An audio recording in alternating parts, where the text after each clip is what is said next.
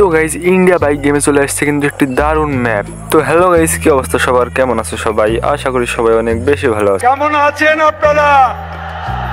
তো গাইজ আমি এই ম্যাপটি দেখার পরে ভিডিও আপলোড না দিয়ে পারলাম না। তো গাইজ এখানে তোমরা তোমাদের বাইক বা কার নিয়ে রেস খেলতে পারবে। তো আমি আজকে তোমাদের এই পুরা ম্যাপটি ঘুরে দেখাবো। তো গাইজ আমি কিন্তু আমার কার নিয়ে বেরিয়ে পড়েছি পুরা ম্যাপটি ঘুরে দেখার জন্য। আর গাইজ দেখো ম্যাপটা কিন্তু অনেকটা সুন্দর, মানে এখানে এই যে দেখো চারিপাশে গাছপালা আছে এবং অনেকটা সুন্দর করে সাজানো আছে ম্যাপটা। আচ্ছা ঠিক আছে।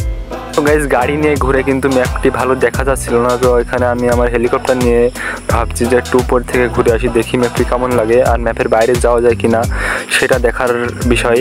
তো আমি আমার হেলিকপ্টার নিয়ে এখানে আকাশে উঠে পড়েছি। তো গাইজ দেখি গাইজ দেখো ম্যাপটা কিন্তু অনেকটা সুন্দর, মানে একটা স্টেডিয়ামের মতো।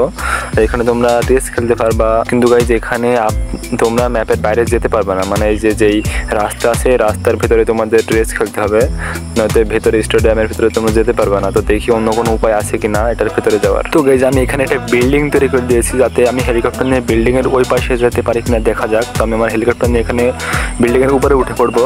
যদি কোনোভাবে বিল্ডিংয়ের ওই পাশে যাওয়া যায় তাহলে কিন্তু ব্যাপারটা অনেক সুন্দর হবে। তো গাইজ দেখো এখানে কিন্তু বেঁধে যাচ্ছে, কিন্তু অনেকটা উপরে যাওয়ার পর দেখি বিল্ডিংয়ের ওই পাশে যাওয়া যায় কিনা। তো আমি কিন্তু আস্তে আস্তে উপরে উঠছি, তো দেখা যাক কি হয়। তো হেলিকপ্টারটা কিন্তু অনেক আস্তে উঠছে, মানে এই যে ইয়েটা আছে ওইটাই বেঁধে যাচ্ছে। তো গাইজ দেখো আমি কিন্তু এটার উপরে উঠে পড়ছি। তো গাইজ দেখো আমি কিন্তু এটার ভিতরে চলে আসছি, মনে হয় ওই পাশে যাওয়া যাবে। তো আমি এখানে আমরা হেলিকপ্টারটা থামিয়ে ফেলি। তো গাইজ আমি কিন্তু উপর থেকে গাড়ি নিয়ে লাফ দিয়েছি, নয়তো আমি খালি লাফ দিলে উপর থেকে পড়ে মরে যেতাম। তো এখন গাইজ দেখো আমি কিন্তু স্টেডিয়ামের একেবারে কাছে চলে আসছি, কিন্তু এটার ভেতরে কি ঢোকা যাবে? তো গাইজ গাড়ি নিয়ে তো আমি এটার ভেতরে ঢুকতে পারলাম না। তো দেখি অন্য কোনো উপায়ে ঢোকা যায় কি না। মনে হয় কোনো একটা উপায় থাকার কথা এই পাশে ঢোকার জন্য। তো গাইজ ফাইনালি আমি স্টেডিয়ামের এই পাশে চলে আসছি।